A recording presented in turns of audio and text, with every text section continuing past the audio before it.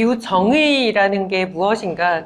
그냥 기후위기에 대한 얘기는 아마 많이들 들어보셨을 텐데, 기후정의라는 얘기가 이제 다시 좀 대두되고 있는 것 같습니다. 그러니까 사실 기후위기라는 얘기가 나오면서 이제 인류세라는 새로운 지질학적인 시대다라는 얘기를 많이 하는데, 그 인류세라는 말에 대한 비판이 또 많이 나오고 있어요. 왜냐하면 인류세라는 말은 모든 인류가 다 공평하게 뭔가 이 기후위기에 책임이 있는 것처럼 얘기를 합니다. 하지만 그렇지 않다. 왜냐면은 이 북반구에 있는 미국이나 이런 유럽 선진국들하고 이런 남반구에 있는 국가들의 책임이 같지 않고, 도시에 사는 사람들과 이런 화석연료 채굴에 반대하는 원주민들의 책임이 결코 같지 않다. 그렇다면 진짜 책임은 누구에게 있는가? 인류세가 아니라 자본세라고 불러야 된다. 자본주의가 지금의 기후위기의 책임이다라는 얘기가 많이 나오고 있습니다. 아까 이송일 감독님께서 잠깐 보여주셨던 그래프인데요. 다시 좀 띄웠습니다. 이게 매일매일 이제 이산화탄소 농도를, 재는 이런 아까 얘기하신 마우나루아, 하와이에 있는 그 측정소인데요.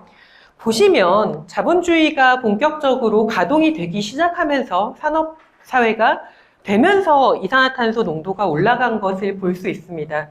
제가 이 그래프를 굳이 다시 꺼낸 이유는 뭐냐면요. 생각보다 그 진행 속도가 굉장히 빠르다라는 얘기를 보여드리고 싶었어요.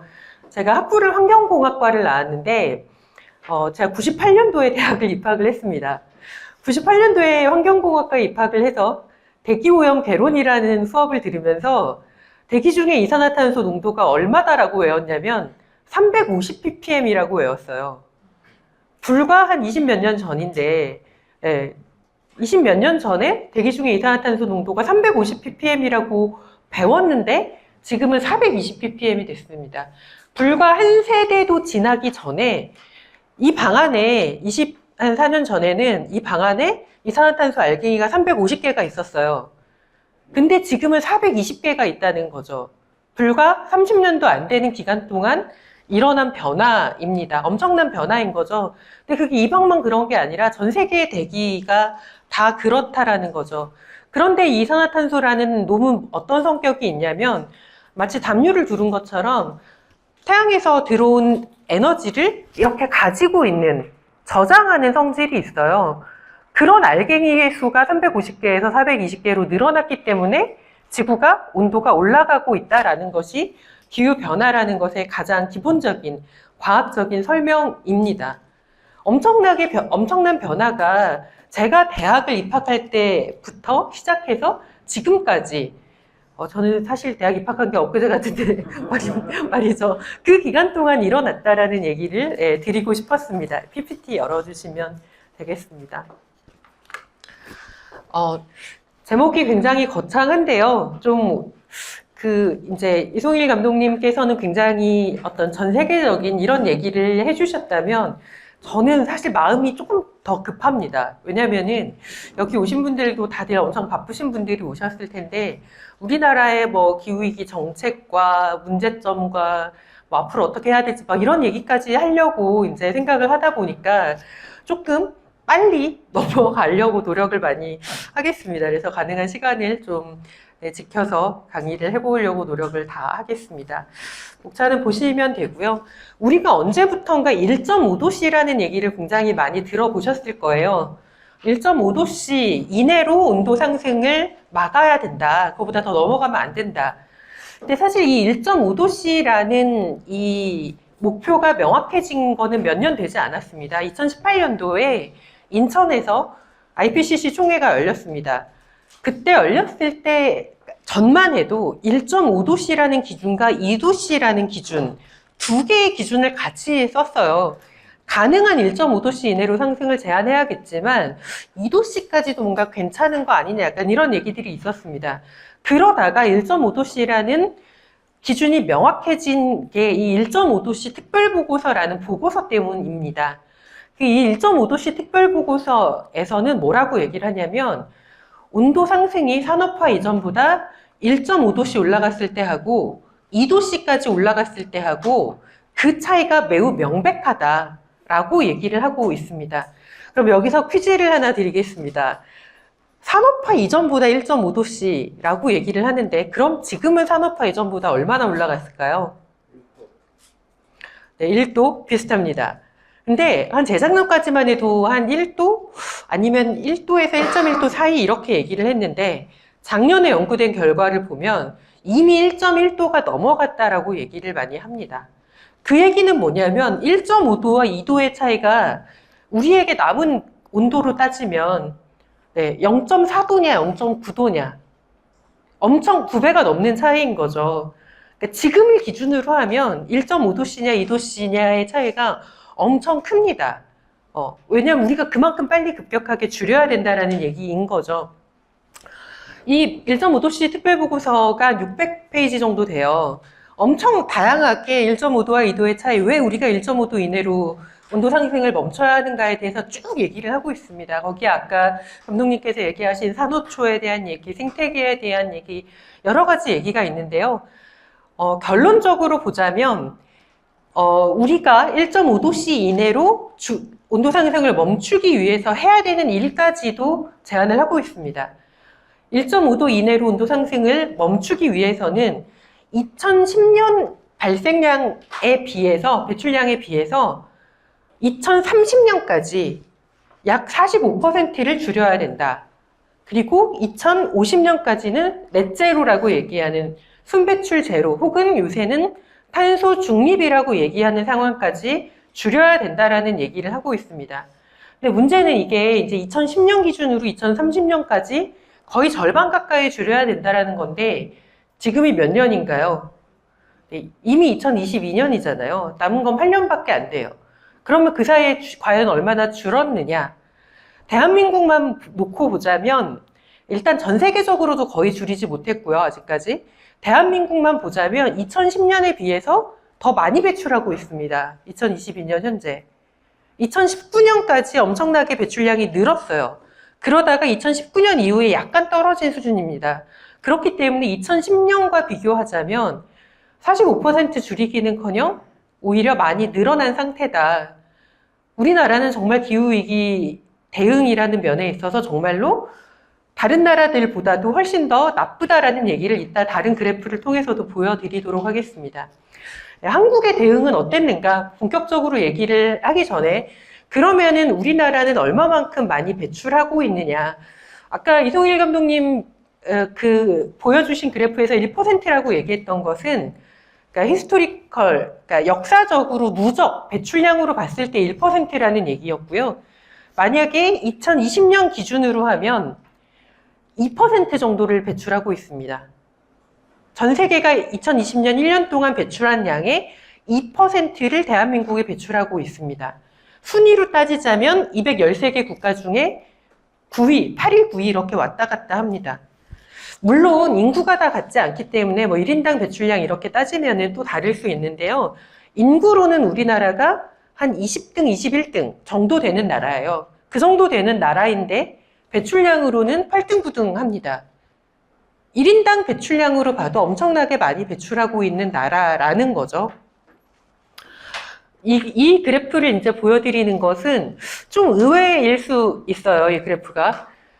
도시별 1인당 탄소 배출량을 비교한 그래프입니다. 근데 동아시아에 있는 102개의 도시 중에 비교를 한 건데요. 그 중에 102개 도시 중에 가장 배출량이 높은 도시가 인천이고요.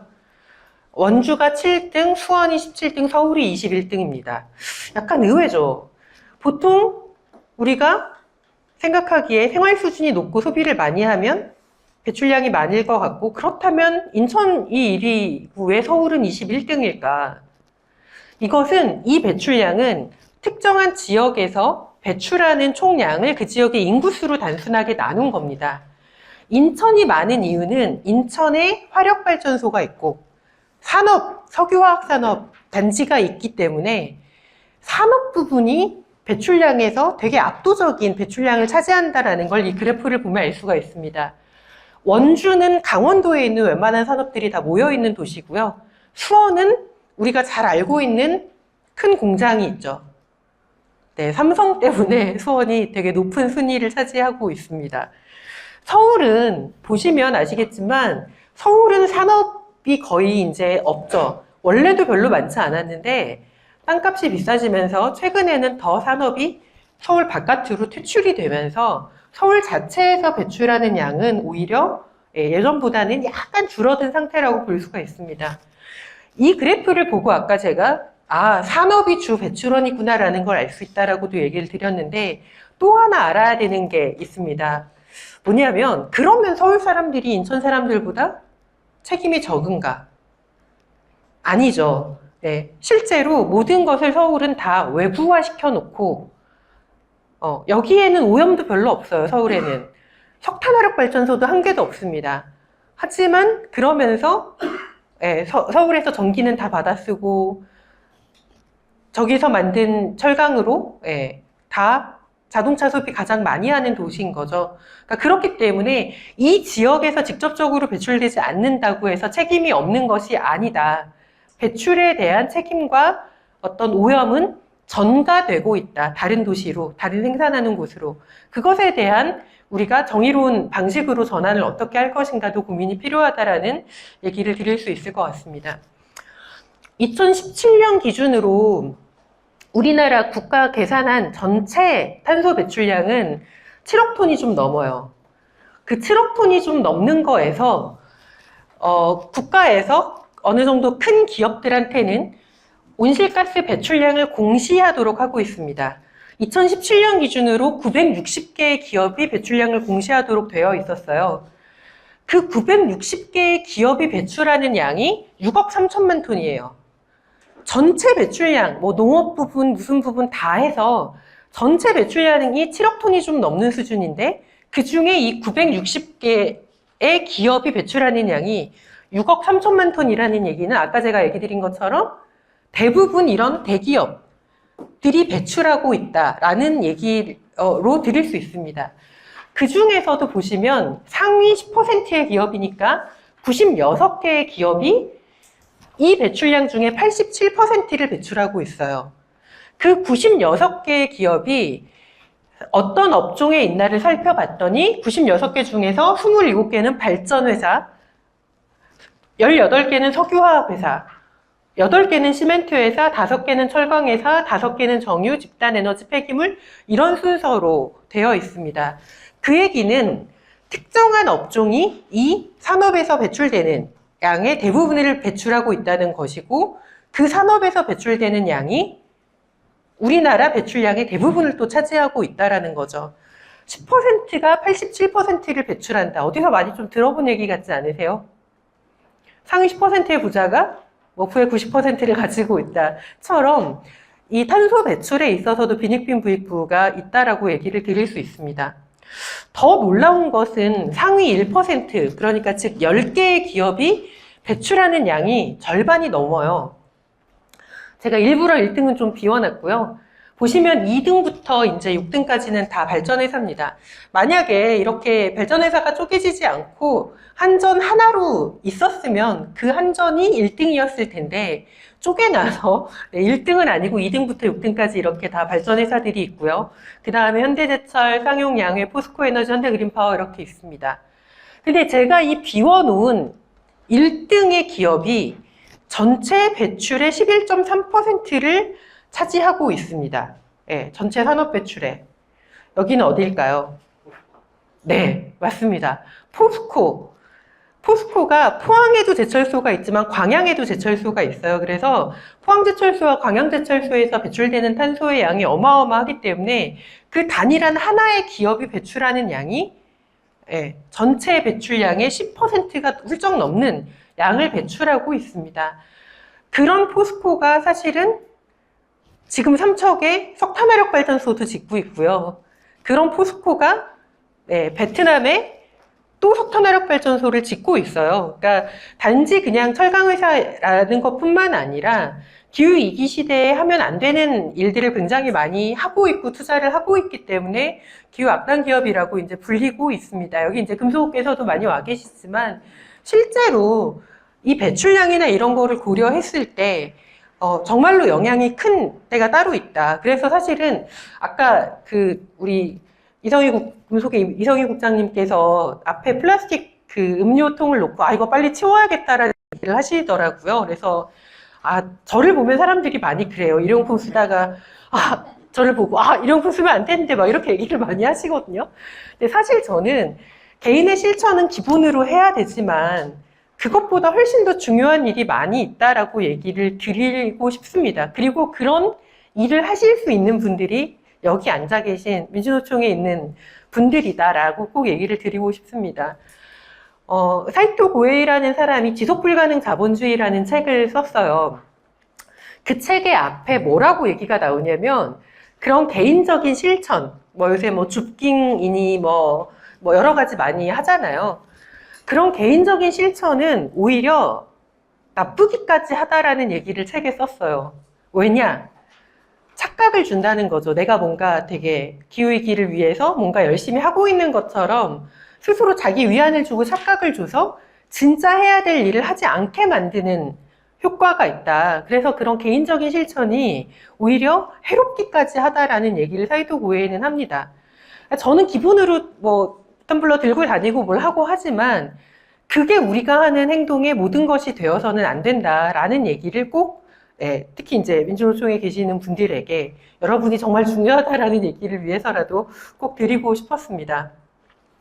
그래서 이제 우리나라가 이렇게 많이 배출하고 있는 나라고 특히 산업면에서도 많이 배출하고 있는 나라인데 2020년에 이제 문재인 대통령이 탄소 중립 선언을 했단 말이에요. 그래서 좀 늦었지만 문재인 대통령이 그래도 뭘 하려나? 기대를 했습니다. 탄소 중립이라는 말을 대통령이 직접 나와서 하고 그러면서 뭔가 대단한 것을 할 것처럼 얘기를 했거든요. 하지만 실제 그 내용을 보고서는 많은 사람들이 굉장히 실망했습니다. 왜냐하면은 2020년 12월에 탄소 중립 전략을 내놓고 나서 바로 이제 유엔의 NDC 2030년까지 우리나라가 얼마나 온실가스를 감축할 것인지 계획을 제출했습니다. 근데 그 제출한 계획을 보니까 이거는 정말 완전히 낙제감이더라는 거죠. 그래서 유엔에서 한국 등 여러 나라에게 온실가스 감축 목표를 다시 내라고 얘기를 합니다. 그러니까 결국 유엔에서 빠꾸를 먹은 거죠. 근데 왜 그랬냐? 뭔가 대단한 것을 할 것처럼 얘기를 했지만 그 당시에 이제 문재인 정부가 제출한 NDC는 박근혜 정부가 제출한 NDC와 똑같았어요. 결과적으로는. 구성은 조금 달랐지만 목표치는 똑같은 양을 냈습니다. 그래서 우리나라가 기후악당 국가에서 좀 벗어날 수 있나 뭔가 변화를 만들어가나 했지만 그렇지 않았다라는 거죠. 근데 여기서도 이제 아시는 분도 계시겠지만 탄소 중립이 뭐야? 라는 생각을 하시는 분이 계실 것 같아서 이제 이 그래프를 좀 넣어놨습니다. 배출을 안 하면 안 하는 거지 탄소 중립은 무엇일까? 기본적으로 우리나라에서 배출하는 총 탄소, 이산화탄소로 환산한 양이 아까 7억 톤이 좀 넘는, 이게 2019년에는 7억 3천만 톤 정도까지 올라갔어요. 어쨌든 7억 톤이 넘는 상황입니다. 이게 이제 배출량인 거죠, 이 파란 그래프가. 근데 우리나라에서 식물이 광합성을 하면 이산화탄소를 흡수하죠. 흡수하는 양이 있습니다. 그래서 여기에 이 아래 조그만하게 마이너스로 되어 있는 이 주황색 그래프가 우리나라의 랜드 유즈 체인지 앤 포레스트리 해서 토지 이용 변화 및 산림, 임업에서 얼마만큼을 흡수하느냐를 계산해 놓은 게 이 마이너스로 있는 주황색 그래프입니다. 1990년에 보시면 배출하는 양에 비해서 상대적으로 흡수하는 양이 그래도 꽤 됐죠. 배출하는 양과 흡수하는 양이 10배가 차이가 안 났어요. 근데 점점 이 격차가 벌어집니다. 2017년 기준으로 흡수하는 양과 배출하는 양의 차이를 비교해 보면 17배 정도 됩니다. 탄소 중립이라는 건 뭐냐면요. 배출하는 양과 흡수하는 양이 같아지면 이 차이, 옆에 회색으로 그려져 있는 순 배출량이 0이 되는 거죠. 그 상태를 탄소 중립이라고 얘기를 합니다. 그러면은 상식적으로 생각해 봤을 때 탄소 중립이 되려면 배출량을 줄이거나 흡수량을 늘리거나 둘 다 같이 하거나 이런 거죠. 근데 문제는 흡수량을 늘린다라는 게 사실 쉽지가 않습니다. 우리나라 국토의 한 3분의 2 정도가 숲이에요. 산이 많아서. 그 3분의 2 정도가 되는 숲이 흡수하는 양이 요만큼밖에 안 됩니다. 그거에 비해서 우리나라 자연이 흡수할 수 있는 양에 비해서 17배가 넘는 양을 지금 배출하고 있기 때문에 실제로 탄소 중립을 한다는 것은 배출량을 획기적으로 줄여야, 그냥 계산하면 17분의 1로 줄여야지 탄소 중립이 된다라는 거죠. 물론 이제 뒤에 나오는 여러 가지 기술들에 대한 얘기도 나옵니다만 어쨌든 우리가 탄소 중립이라고 말로는 쉽게 하지만 결코 쉬운 상태가 아니다. 그리고 또한 최근에 이제 기후 정의를 얘기하는 입장에서는 탄소 중립도 답은 아니다.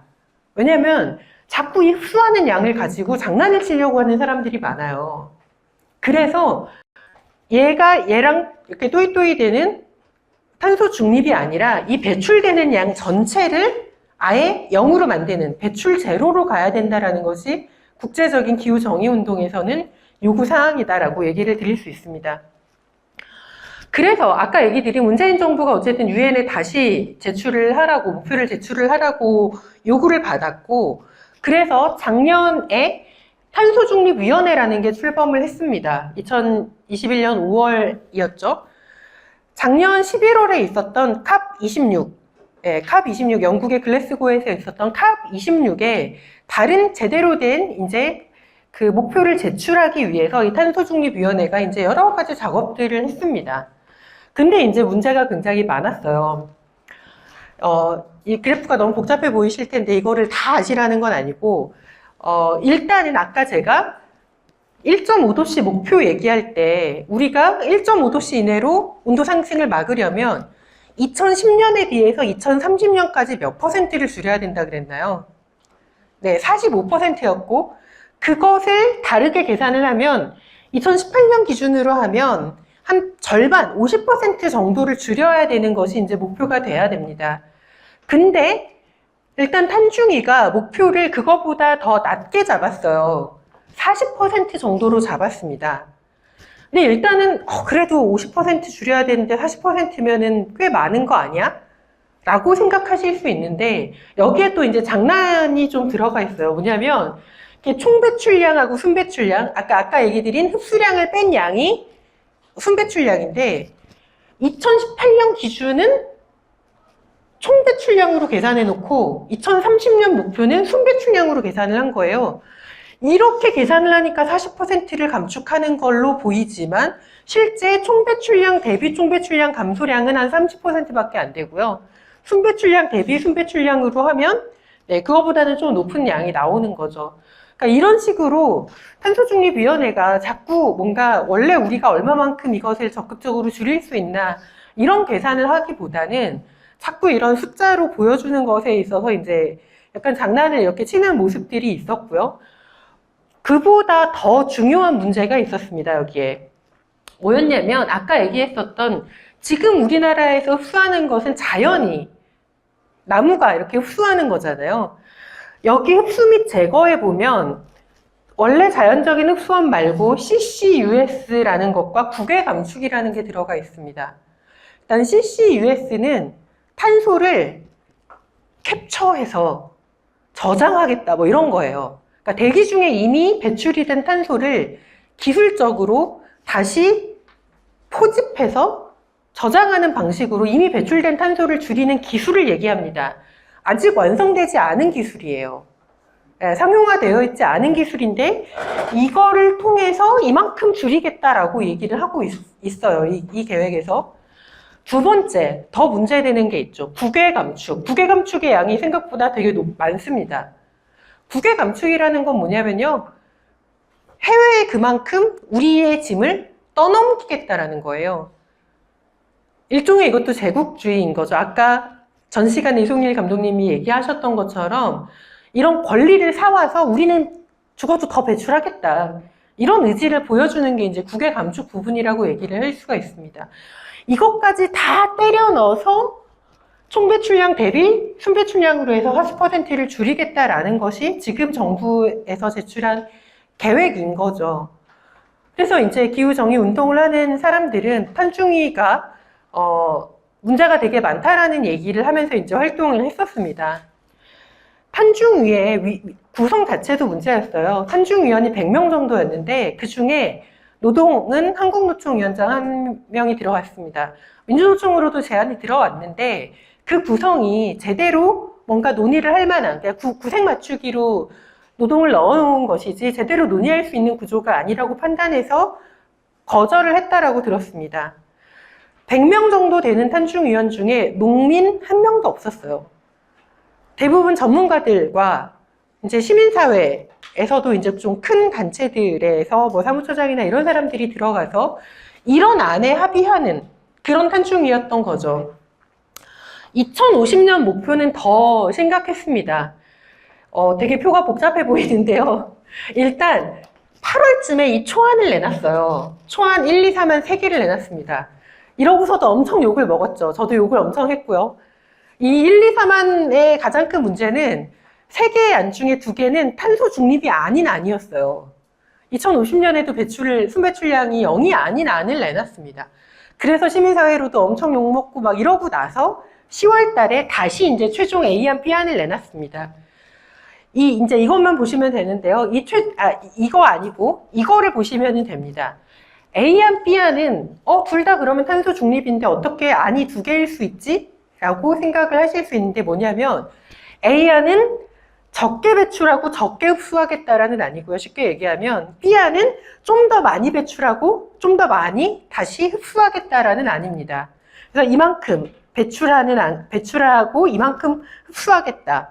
여기는 좀 덜 배출하고 좀 덜 흡수하겠다라는 안인데요. 보시면 A안과 B안의 가장 큰 차이는 뭐냐면 B안은 2050년에도 화석연료로 전기를 만드는 LNG 발전소가 남아있는 안이고요. A안은 화석연료로 발전을 하는 것은 아예 없는 안입니다. 그래서 덜 배출할 수가 있게 되는 거죠. 어쨌든 이 2개의 안을 내놓은 상태에서 이제 작년에 캅26에 갔던 거죠. 근데 방금 얘기 드린 우리나라가 그러면 어떤 상황인가, 얼마만큼 정책을 펴고 있는가, 왜 줄이지 못하는가 이런 얘기를 다른 나라들과 비교해서 좀 하려고 해요. 아까 뭐 전 세계 뭐 2%를 배출하고 있다라고 얘기했지만 잘 감이 안 오잖아요. 그리고 1인당 배출량 이런 것도 그렇고. 이 왼쪽에 있는 그래프는요. 각 국가가 배출하는 양 자체를 1990년부터 2060년 예상까지 이제 줄이려는 계획까지 포함해서 다 포함한 그래프입니다. 보시면 이 꽃분홍색이 미국의 그래프예요.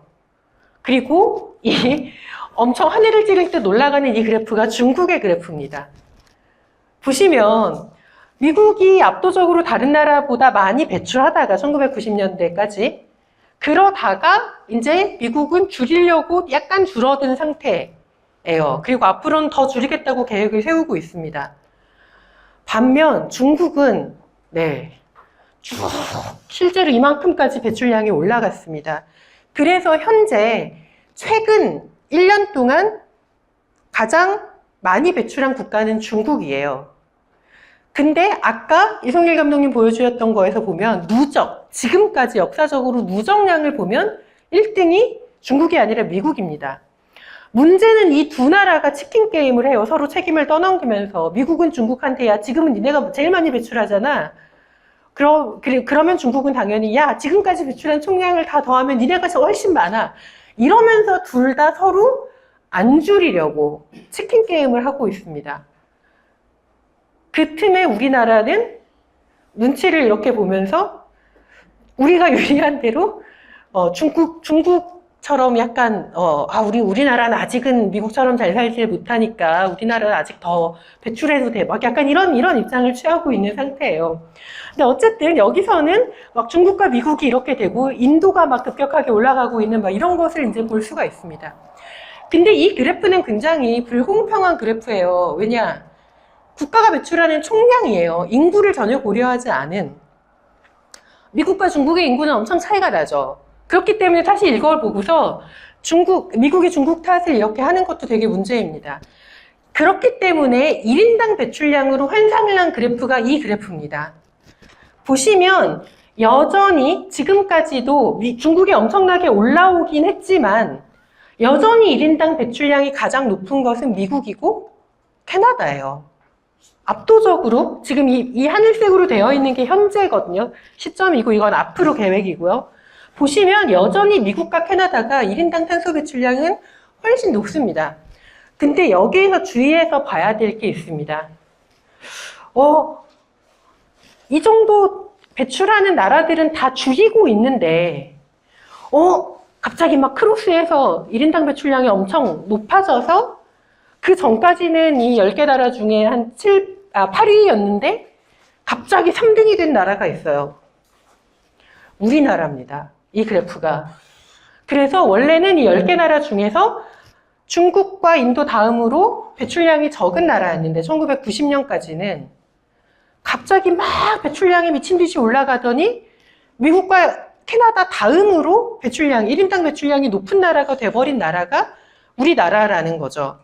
반면 우리나라보다 배출량이 훨씬 높았던 독일이나 이런 유럽의 국가들은 1990년대 초반부터 꾸준히 배출량이 줄었어요.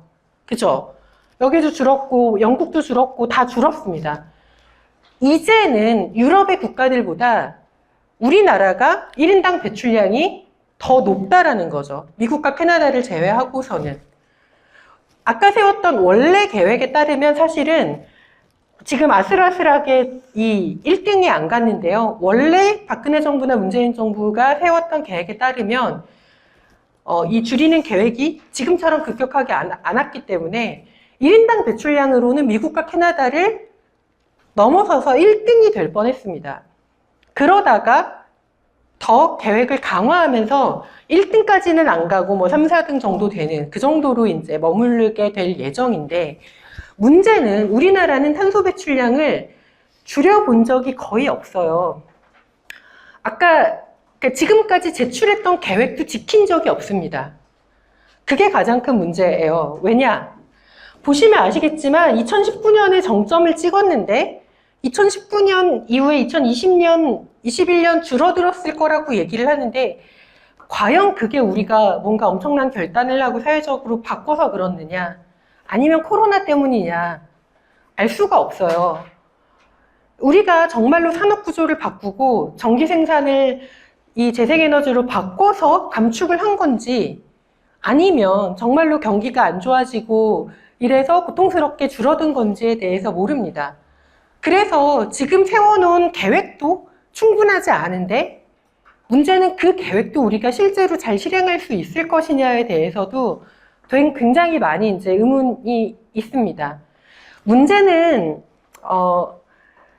어쨌든 우리는 탄소 배출량을 줄이게 될 겁니다. 기후이기 때문에 더 이상 지금과 같은 경제 생활을 할 수는 없을 거라고 다들 예상을 하는데 문제는 그게 우리가 먼저 나서서 자발적으로 준비해서 줄이느냐 아니면 이 코로나처럼 준비되지 않은 상황에서 갑자기 맞닥뜨려져서 정말로 고통스럽게 누군가가 희생하면서 이를테면 지금 가장 그 희생의 최전선에 놓여 있는 게 누굴까요? 노동자들 중에. 네, 석탄 화력 발전 비정규직 노동자들이죠. 그렇게 누군가의 희생에 기반해서 강제적으로 줄일 것이냐의 기로에 서 있습니다. 그렇기 때문에 우리는 미리 준비하고 대비하고 같이 논의하고 계획을 세워서 바꿔야 된다. 그래야 이렇게 줄일 수 있다라는 얘기를 드릴 수 있을 것 같습니다. 자, 석탄화력 발전소 얘기를 드렸는데요. 2019년에 그레타 툰베리가 유엔에서 연설을 했던 거 아시는 분들이 꽤 계실 거예요. 그레타 툰베리가 How dare you? 어떻게 당신들이 그럴 수 있느냐라고 이제 기성세대에게 일침을 날린 그 같은 유엔 이 정상회의에서 문재인 대통령은 이렇게 연설을 합니다. 한국은 파리협정을 충실히 이행하고 있습니다. 동아시아 최초로 전국 단위 배출권 거래제를 시행하고 있으며 석탄화력 발전소 4기를 감축했고 2022년까지 6기를 더 감축할 예정입니다. 자, 이제 빨간 문장과 이 파란 문장이 있는데요. 이 빨간 문장과 파란 문장은 사실일까요? 일단 이 파란 문장 자체는 사실이에요. 거짓말은 없습니다.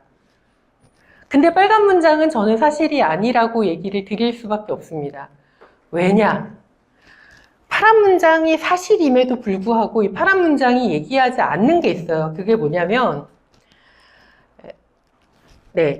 2022년까지 폐쇄되는 석탄화력 발전소 10기 맞습니다. 걔네들 다 용량 합하면 3기가와트 좀 넘어요. 근데 문제는 우리나라는 이 선진국 중에 거의 유일하게 아직도 석탄화력 발전소를 짓고 있는 나라예요. 2022년까지 약간 밀려서 아마 이제 2024년까지로 밀렸을 텐데, 어쨌든 새롭게 지어지는 석탄화력 발전소가 있고, 걔네들의 용량을 다 합하면 7기가와트가 넘어요. 없어지는 석탄화력 발전소 용량보다 2배가 넘는 석탄화력 발전소를 새로 짓고 있습니다. 근데 그러면서 한국은 뭐 파리협정을 충실하게 이행하고 있다, 석탄화력 발전소 폐쇄하고 있다, 새로 짓는 것은 얘기하지 않으면서 이렇게 얘기를 하고 있는 거죠. 어떻게 우리가 파리협정을 충실하게 이행하고 있다고 얘기할 수 있습니까? 이건 정말 거짓말인 거죠. 게다가 더 문제는 지금 이쪽에 있는 그래프가 폐쇄 중인 석탄화력 발전소예요. 그래도 다 중부발전, 남동발전, 동서발전 공기업들입니다. 새로 지어지는 석탄화력 발전소는 SK, 포스코, 삼성물산 다 민간 기업이에요. 대부분 하나 빼고 중부발전이 짓고 있는 신사천 빼고 이거는 또 그나마 이제 전환이 좀 됐는데요. 어쨌든 요새 이제 스텔스 민영화라고 얘기하는 은근한 민영화가 이루어지고 있다라는 거죠. 전기 생산에 있어서도 신규 석탄화력 발전소가 폐쇄되는 것보다 2배 이상의 석탄화력 발전소를 지금 삼척에 짓고 있고 강릉에 짓고 있고 여러 군데 짓고 있고 게다가 그것은 민간 기업이 짓고 있고 그런 상황에서 우리가 정말로 기후위기를 대응하고 있다고 얘기할 수 있느냐? 저는 아니라고밖에 얘기를 못 드릴 것 같아요. 어떤 차이점인지 또 얘기를 드리겠습니다. 이 석탄화력 발전소가 그러면 과연 얼마만큼 배출량이 많으냐? 아까 기업들 중에 뭐 2등, 3등, 4등 이렇게 쭉 있었지만 이제 나중에 이 기후 사이렌의 이 동영상을 한번 찾아보세요. 제가 동영상을 보기에는 시간이 없어서 엑기스를 이렇게 뽑아왔는데요. 오늘의 본격 주제, 플라스틱 줄이면 기후위기 예방 가능할까? 네, 아까 플라스틱 컵을 네. 이 조사에 따르면 일단 우리나라, 그러니까 여기서 플라스틱을 석유에서 추출하고 생산하고 폐기하는 전 과정을 다 포함해서 미국 환경보호청이 계산을 하기에 플라스틱 10g을 생산하고 폐기하는데 발생하는 온실가스가 적게 나오면, 공정에 따라서 적게 나오면 10g, 많이 나오면 50g 정도가 나온다고 해요. 그걸 기준으로 50g이라는 최대를 기준으로 잡았을 때 한국인의 연간 플라스틱 컵만 제한이 해서긴 한데요. 플라스틱 컵 소비량이 33억 개라고 합니다. 그 33억 개를 단 한 개도 쓰지 않았을 때 줄일 수 있는, 최대로 잡아서 50g으로 잡아서 줄일 수 있는 배출량이 16만 5천 톤이에요. 그런데 지금 삼척에 새로 짓고 있는 석탄화력 발전소에서 1년 동안 배출되는 탄소의 양은 1280만 톤입니다. 그러니까 우리가 플라스틱 컵을 1년 동안 단 한 개도 쓰지 않아도 줄일 수 있는 탄소의 양이 석탄화력 발전소 1개, 그러니까 2기에서 내보내는 양의 한 100분의 1 정도밖에 안 된다는 거예요. 그래서 아까 사이토고에가 얘기한 개인적인 실천이 오히려 해롭기까지 하다. 왜냐? 내가 플라스틱 안 쓰고 열심히 막 이렇게 하는 게 뭔가 도움이 되는 것 같지만 사실은 도움이 되지 않는다라는 것을 얘기하는 거죠. 이 얘기하면 꼭 이런 얘기 하시는 분이 있어요. 그럼 플라스틱 컵 맘대로 써도 되겠네요? 네, 그런 얘기는 아니라는 것을 함께 드립니다. 그래서 우리는 구조를 바꿔야 되고 전기를 생산하는 방식을 바꿔야 되고 시스템을 바꿔야 된다라는 얘기를 하고 있습니다. 근데 또 이제 이분이 작년에도 컵26에 가서 굉장히 또 자랑스럽게 발표를 하세요. 우리나라 여러 가지 하고 있다. 이랬더니 이제 영국의 이 사람이 딱 얘기를 하죠. 야, 니네 그거 자랑스럽게 얘기할 거 아니야. 부끄러운 줄 알아야지. 니네 여전히 전체 전력의 36%를 석탄화력발전소에서 얻고 있는 나라가 뭘 잘했다고 이렇게 얘기해. 2050년 탈석탄 하겠다는 거 너무 늦어. 탈석탄은 훨씬 전에 먼저 해야지. 라고 이제 욕을 먹었어요. 근데 문제는 또 한편에서는 어떤 기사가 나왔냐면, 조선일보입니다. 조선일보에서는 뭐라고 얘기를 했냐면, 새로 짓고 있는 석탄화력발전소에 17조 원이 투입이 됐는데, 가동 연수를 보통 30년으로 잡거든요. 근데 완공이 이제 삼척 같은 경우 2023년, 4년 뭐 이렇게 될 텐데 2050년에 탈석탄 하겠다는 거는 지어놓고 수명도 제대로 다 안 채우고 폐쇄하겠다고? 그것도 엄청난 돈 낭비잖아 라고 하면서 또 욕을 했습니다. 그러니까 지금 우리나라의 상황은 기후위기를 제대로 대응하는 것도 아니에요. 그러니까 석탄화력발전소를 지금도 짓고 있는 이상한 나라예요. 잘 사는 나라 중에. 근데 그러면서 한편에서는 또 지금 지어갖고 수명도 다 안 채우겠다고? 니네 진짜 너무 일 못하는 거 아니야? 이런 욕을 또 다른 한편에서는 먹고 있다는 거죠. 그러니까 양쪽에서 욕을 먹을 수밖에 없는 정책을 이제 문재인 정부가 펼쳤다. 근데 왜 그러면은 또 이 기업은 꾸역꾸역 이거를 끝까지 짓느냐? 왜 지을까요? 기업은 손해를 절대 보지 않습니다. 일명 총괄원가보상제라고 해서 짓는 과정에서 사업 건설비가 늘어난 것, 운영 과정에서 적자가 나는 것 다 결국 국민들 세금에서 나가도록 되어 있죠. 그렇기 때문에 무조건 기업 입장에서는 나중에 폐쇄하건 말건 짓는 게 남는 거예요. 그래서 이제 이런 상황에 처해 있다라는 얘기를 드릴 수 있을 것 같습니다. 방금 이제 되게 답답한 얘기들을 많이 했죠. 기후위기가 이렇게 심각한데 우리나라는 이렇게 대응을 못하고 있고, 답답한 얘기에서 이제 조금은 희망적인 얘기로 넘어갔다가 아마 또 답답할 수 있는데요. 좀 정의로운 전환에 대한 얘기를 해보도록 하겠습니다. 많이들 이제 들어보시긴 하셨을 거예요. 정의로운 전환.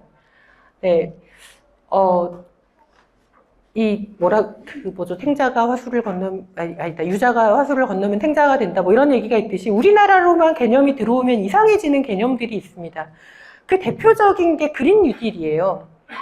그린 뉴딜이라는 개념이, 그러니까 물론 미국의 그린 뉴딜이라고 뭐 100% 잘하고 있다라고 얘기할 수 없지만, 미국에서 얘기하는, 아까 AOC 얘기해 주셨고 했는데, 그 그린 뉴딜의 핵심은 정의로운 전환이었습니다. 근데 문제는 우리나라로 그린 뉴딜이 넘어오면서 정의로운 전환 없는 그린 뉴딜이 돼버렸어요. 핵심이 됐었던 이 그린 뉴딜이라는 그 정의로운 전환이라는 것은 녹색으로 가야 된다. 기후위기 극복하기 위해서는 화석연료에서 벗어나고 생태적인 삶의 방식을 지향하는 방식으로 가야 되는데 그 과정이 평등하고 누군가를 희생양 삼지 않아야 된다라는 것이 정의롭다라는 얘기로 얘기될 수 있습니다. 이 정의로운 전환의 개념은 사실 환경 문제 때문에 처음 나온 거는 아니었어요. 처음에 이제 얘기가 될 때는 이 루카스 플랜이라는 게 정의로운 전환의 이제 그 가장 초기에 나왔었던 얘기다라는 얘기들을 많이 합니다. 여기 사진에 보시면 이제 루카스 에어크래프트라는 전투기를 만들던 회사가 있었어요. 공장이 있었어요. 그 공장의 노동자들이 2차 세계대전이 끝났습니다. 2차 세계대전이 끝나니까 이제 전투기를 안 만들어도 되는 거죠. 그랬을 때 그 공장의 노동자들이 뭐라고 얘기를 했을까요? 전투기를 계속 만들게 해주세요 라고 얘기하지 않았습니다. 왜냐? 그들은 전투기를 만들어서 자신의 가족들을 먹여 살리기도 했지만 전쟁 없는 세상이 전쟁으로 가득 차서 사람들이 죽어나가는 세상보다 훨씬 더 바람직한 세상이라는 것을 아는 시민의 일원이기도 했기 때문이죠. 그래서 이 사람들은 뭐라고 얘기를 했냐면 무기 생산이 아니라 사회적으로 유용한 노동을 일하는 것을 기치로 내걸고 지금까지는 내가 무기를 생산하면서 나의 생계를 이어왔지만 앞으로는 진짜 사회적으로 유용한 노동을 하면서 먹고 살고 싶다. 그래서 우리가 일했던 이 공장을 무기 생산하는 곳이 아니라 다른 것으로 전환해서 고용을 이어나가도록 해달라고 요구를 했습니다. 결과는 그다지 좋지는 않았어요. 그러니까 결과적으로는 많은 사람들이 해고가 됐지만 이런 얘기들을 노동자가 직접 나서서 했다라는 것이 굉장히 의미가 있었던 거죠. 그 자본론의 1장에 이런 얘기가 나와요. 건축가인가 꿀벌인가. 노동자는 꿀벌이 아니라 건축가가 돼야 된다라는 얘기를 합니다. 왜냐? 꿀벌은 자기 앞에 있는 이런 작은 방 하나를 만드는 데만 에너지를 쏟고 그렇게 해서 만들어진 전체 꿀통의 모양이 어떤지 잘 생각하지 않아요. 근데 노동자는 그냥 내가 하는 노동만 열심히 하면 되는 게 아니라 내가 하는 노동이 사회에 어떤 영향을 미치고 어떤 기여를 하는지를 생각하면서 노동을 하는 그런 주체다라는 얘기인 거죠. 그래서 아무리 못난 건축가라도 꿀벌보다 낫다라는 얘기가 나옵니다. 이 루카스 플랜에 대한 책에 이 얘기가 나오면서 노동자는 그냥 내가 일을 해서 돈만 벌면 되는 것이 아니라 사회적으로 정말 필요한 노동을 하면서 자긍심을 가지는 그런 사회의 주체다. 이 사회가 어떤 방향으로 나아가야 하는지를 생각할 수 있는 그런 사회의 구성원이다라는 얘기를 하고 있습니다. 그래서 정의로운 전환이라는 것은 여기 계시는 간부들도 그렇지만 노조원들도 노동자들도 기후위기를 당연히 막아야 된다라고 생각을 하고 기후위기를 막기 위해서 내가 뭘 할지를 고민하고 기후위기에 나의 노동이 어떠한 영향을 미치는지 같이 고민하는 주체이고 그래서 나서서 스스로 이것을 바꾸려고 노력할 수 있는 존재다라는 것이 정의로운 전환이라는 것의 중심 내용인 거죠. 그래서 이 사진이 이제 그 루카스 플랜에 나오는 내용인데요. 전투기가 점점 모양이 바뀌어서 풍력발전기가 되는. 그래서 전투기 더 이상 평화로운 세상에서는 필요가 없는 전투기를 생산하는 것이 아니라 앞으로의 더 삶에 도움이 되는 이런 것들을 생산하겠다라는 것들이 직접 노동자들이 이런 스케치를 했다라고 얘기를 하고 있습니다. 사례가 몇 가지 있는데요. 미국의 이제 자동차 산업 노조에 대한 얘기는 좀 우울한 얘기입니다. 누가 전기차를 죽였는가라는 다큐가 있어요. 그 얘기를 들으신 분도 있을 텐데 사실은 되게 수준이 높은 완벽한 전기차가 이미 수십 년 전에 개발이 되었다라는 얘기 들어보신 적 있나요? 네. 근데 왜 전기차가 상용화되지 않았느냐?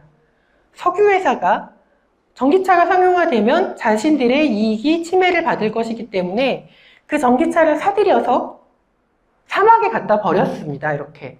그 얘기가 이제 누가 전기차를 죽였는가라는 다큐에도 나오고요. 자우림 노래에도 이제 EV1이라는 그 노래가 있어요. 그 노래 보면은 아직은 달릴 수가 있었는데 사막 한가운데 버려진 뭐 이런 노래 가사가 나옵니다. 실제로 알록달록한 새 전기차들이 사막에 다 버려졌다는 거죠. 근데 이게 노조랑 무슨 관련이 있느냐? 노조가 그걸 알고도 묵인했다라는 거죠.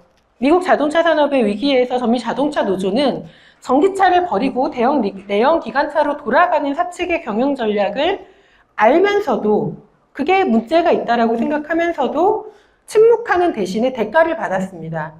그러고 나서는 사실은 사회적으로 굉장히 지탄도 많이 받았고 고립되었다라는 얘기가 이제 안 좋은 사례로 이제 얘기가 나오는 거죠. 이러면 안 되겠다 뭐 이런 사례 정도로 얘기를 드리는 거고요. 반면 독일의 금속노조에서는 노조가 직접 나서서 앞으로 우리가 어떠한 방식으로 전환을 해야 될 것인가 전환 지도를 직접 그리고 이런 적극적으로 대응한 이제 사례로 보여드리는 겁니다. 그리고 이제 이런 사례도 있죠. 배를 만들던 회사가 풍력발전 터빈을 만드는 회사로 전환한 사례도 있습니다. 아마도 세계에서 가장 유명한 배가 아닐까 싶어요. 타이타닉을 만들던 영국의 벨파스트 조선소에서 해상풍력 터빈을 생산하고 있는 사진입니다. 이러한 방식으로 과거의 산업에서 다른 산업으로 어떻게 전환할 것인가, 물론 말처럼 쉽지 않습니다. 절대 쉬운 일이 아니지만 이런 고민을 우리가 적극적으로 하지 않으면 물론 많은 희생과 여러 가지 변화는 되게 고통스러운 거잖아요. 그 변화가 결코 달갑지는 않겠지만 먼저 나서서 적극적으로 이렇게 변화해야 된다라는 사례로 이제 보여드립니다. 방금 얘기한 이제 그린 뉴딜, 미국의 그린 뉴딜은 정의로운 전환이 핵심이다라는 얘기를 드렸는데요. 실제로 미국의 그린 뉴딜 내용을 보면 저탄소 경제로 전환하는 뭐 재생가능 전기부터 시작해서 온실가스, 건축물과 승용차의 온실가스 배출량을 0으로 만드는 이런 여러 가지 계획도 있지만 그것만 포함되어 있는 게 아닙니다. 깨끗한 물과 공기에 관한 기본권을 보장한다던가 뭐 미국 고유의 경관을 복원한다던가 이런 여러 가지 내용들이 다 그린 뉴딜에 많이 들어가 있어요. 뿐만 아니라 도시의 지속 가능성과 회복 탄력성을 강화해야 된다라는 내용도 들어가 있습니다. 여기서 보시면 우리나라 그린 뉴딜에는 전혀 없는 내용들이에요. 보면 이를테면 2040년까지 도심지 배출 폐기물을 0으로 만들겠다. 이를테면 서울에서 발생하는 폐기물을 서울에서 처리를 별로 안 해요, 생각보다. 물론 재활용한다고 막 여러 가지를 하긴 하지만 여전히 매립하는 것은 서울에는 단 한 곳에 매립지도 없기 때문에 인천으로 갖고 가서 매립을 하고 있습니다. 인천이 선언했어요. 2025년부터는 서울 쓰레기 이제 안 받겠다. 그러면 이제 서울 사람들은 이 쓰레기 어떡할 것이냐 계획을 세워야 되는 거죠. 이 얘기를 드리는 이유는 우리는 아까 전 세계적으로, 전 지구적으로도 우리가 감당해야 되는 어떤 오염이나 이런 것들을 다른 나라로 전가하고 있고요. 국내에서도 특히 수도권 자체에서 오염은 만들지 않으면서 쏙쏙, 체리피킹이라고 하죠. 좋은 것만 받아먹는, 실제로는 거의 제국주의에 가까운 생활을 하고 있다라는 거죠. 그렇지 않고 그 지역에서 쓸 전기는 니네가 직접 생산해라. 그 지역에서 배출되는 폐기물은 그 지역 안에서 해결하고 밖으로 나가지 않게 해야 된다는 것이 이를테면 미국의 그린 뉴딜에는 그런 정의로운 전환이라는 관점에서 같이 들어가 있습니다. 그러나 우리나라의 그린 뉴딜 하면 딱 떠오르는 게 수소 아닌가요? 우리나라의 그린 뉴딜을 봤을 때. 네, 그런 식으로 어떤 산업에 대한 얘기만 있지 정의로운 전환에 대한 얘기는 전혀 없다라는 거죠. 그러면서 이 미국의 그린 뉴딜에는 두 가지 원칙이 있습니다. 환경 정의 표준하고 일자리 질 표준을 만족해야 된다. 전환을 하는데 그 전환하는 새로운 일자리가 환경적으로 문제가 없어야 되고요. 또 하나는 그 전환하는 일자리가 우리나라에서 남발하는 뭐 인턴십이나 이런 그 질이 낮은 그런 일자리면 안 되고 제대로 된 일자리여야 된다라는 것이 포함이 되어 있고요. 이 초반의 그린 뉴딜 안에서는 1,000만 개의 신규 일자리를 창출하겠다라고 얘기했는데 이제 또 버니 샌더스가 대선 경선 후보로 나서면서는 2배로 이제 돼서 2,000만 개를 만들겠다. 이렇게까지 이제 새로운 일자리에 대한 얘기가 나왔습니다. 버니 샌더스가 이제 대선 경선 후보로 나섰다가 결과적으로는 스스로 이제 철회하고 바이든을 지지했죠. 근데 그게 사람들은 뭔가 안 될 것 같으니까 접었나 봐 라고 하지만 그렇지 않았습니다. 왜냐하면 샌더스가 얘기한 약속을 지금의 바이든 정부에서 그러니까 샌더스 자체도 무슨 위원장을 맡아서 역할을 많이 하고 있고요. 샌더스의 정책을 바이든이 굉장히 많이 받아들였어요. 보시면 버니 샌더스가 대선 경선 후보로 나섰을 때 했었던 약속들이 이제 이런 겁니다.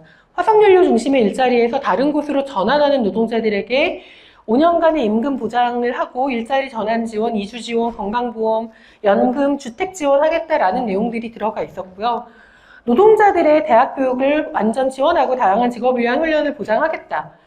그러면서 노조가 있는 일자리를 2,000만 개를 창출하겠다라는 얘기가 들어가 있습니다. 그러면서 무슨 얘기를 하냐면 노조가 있는 일자리만이 제대로 된 일자리, 제대로 대접받는 일자리일 수 있다라고 얘기를 하면서 분별 교섭 시스템을 도입하는 등 2025년까지 노조 가입률을 2배로 올리겠다라는 얘기를 해요.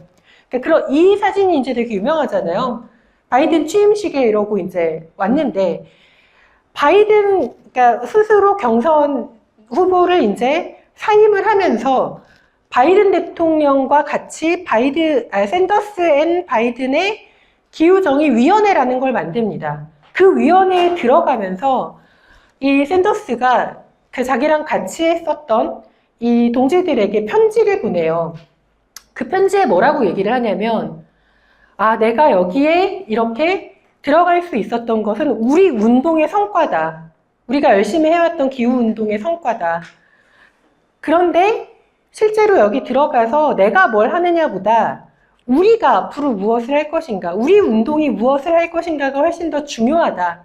나는 우리 운동의 성과를 이 안에서 공유하고 알리고 실현하기 위해서 최선을 다하겠지만 아마 여기에서 내가 할 수 있는 일은 우리가 얼마만큼 힘을 가졌느냐에 좌우될 것이다 라는 얘기를 합니다. 굉장히 훌륭한 정치인이고 활동가라고 생각을 해요. 그러면서 지금 들어가서 여러 가지 일들을 하고 있는데요. 이를테면 이런 게 이제 지금 그 바이든 정부가 샌더스의 이걸 받아서 하고 있는 일입니다. 그래서 프로액트라고 들어보셨을까요? 네. 들어보신 분도 있고 아닌 분도 계실 텐데 어쨌든 프로액트는 노동자의 단결권, 단체 협상에 대한 권리를 얘기를 합니다. 물론 이게 상원을 통과를 못할 가능성이 높아요. 지금 아직 통과가 안 된 거고 못할 가능성이 높지만 어쨌든 노조의 단결권이나 이런 것들이 실제로 기후위기 대응에 있어서도 굉장히 중요하다라는 얘기를 많이 하면서 이런 프로젝트를 하원을 통과를 했고 상원에 지금 걸려있는 상황입니다. 그러면서 상원의 예산안에 일자리 창출 예측과 지출 내용을 보시면 우리나라에서 하는 대기업을 지원해주는 그린 뉴딜이 아니라 정말로 실제로 필요하고 중요한 일자리에 대한 그런 지원들이 다 들어가 있어요. 보시면은 유치원 이전 그 보편 교육에 대한 일자리, 어린이 돌봄, 뭐 여러 가지 일자리들이 쭉 이렇게 나열이 되어 있고 그 일자리의 숫자도 구체적으로 들어가 있고 거기에 이제 예산까지 들어가 있습니다.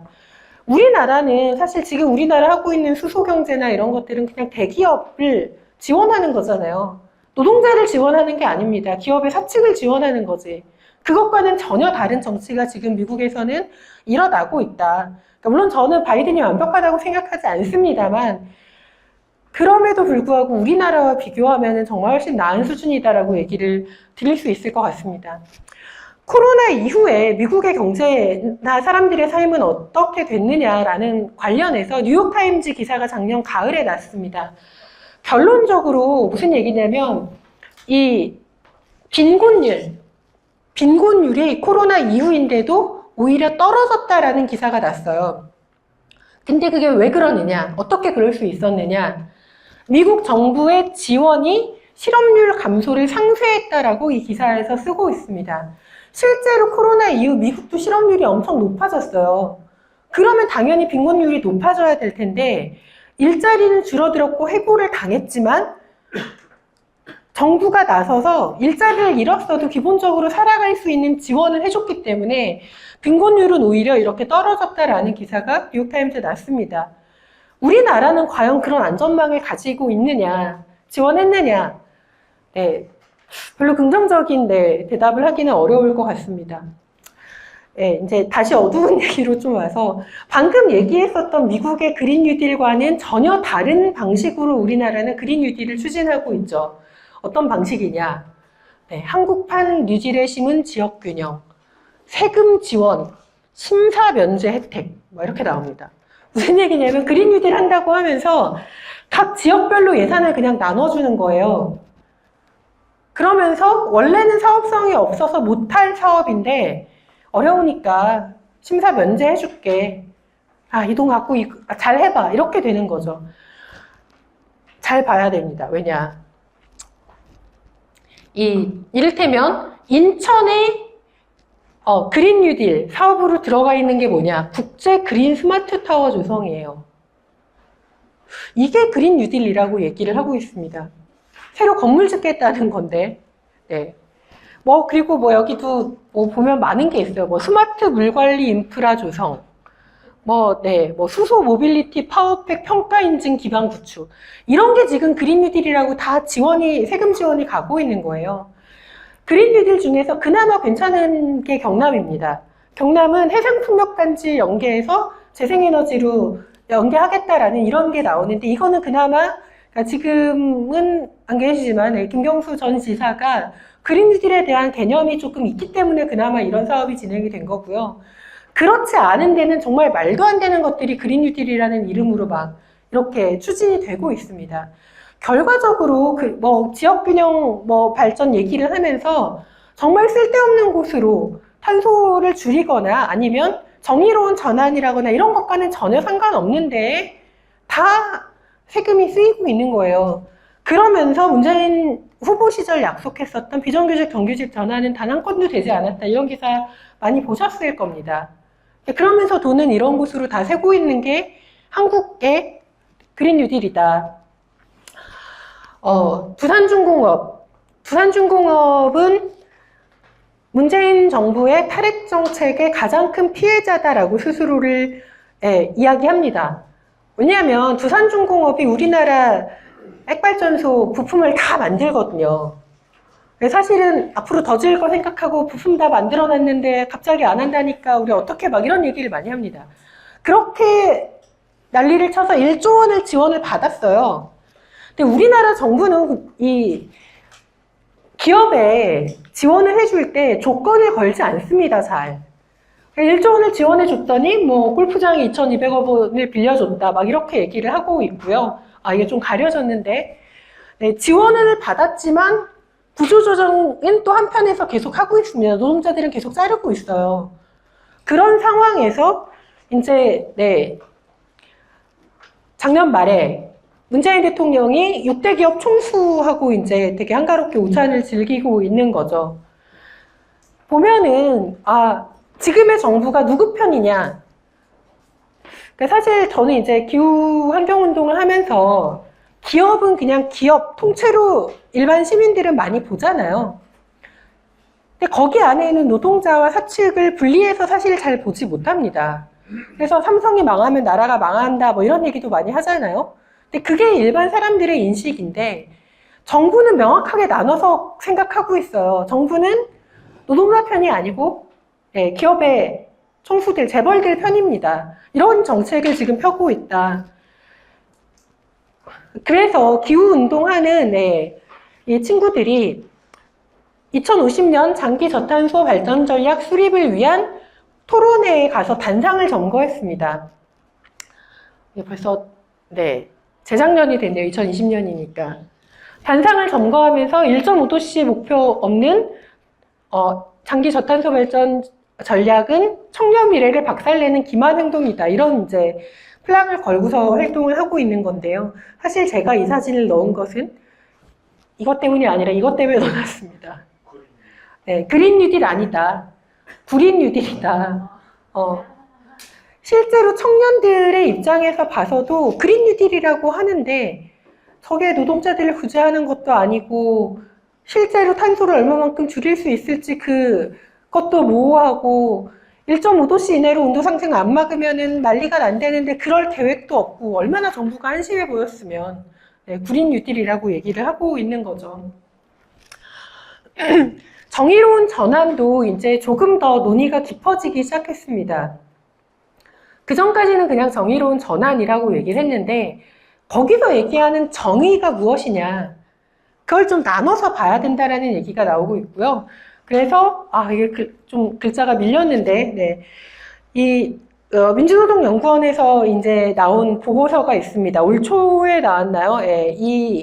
그 기후위기와 노동이라는 보고서 아마 보신 분들도 계실 텐데 여기에 보면 정의로운 전환이라고 얘기할 때 그 정의가 승인적 정의, 분배적 정의, 절차적 정의, 그 다음에 생산적 정의 이렇게 구분이 돼서 우리가 각각의 정의들에 따라서 노동정책 방향을 어떠한 방향으로 바꿔야 되는지에 대한 얘기가 나오고 있습니다.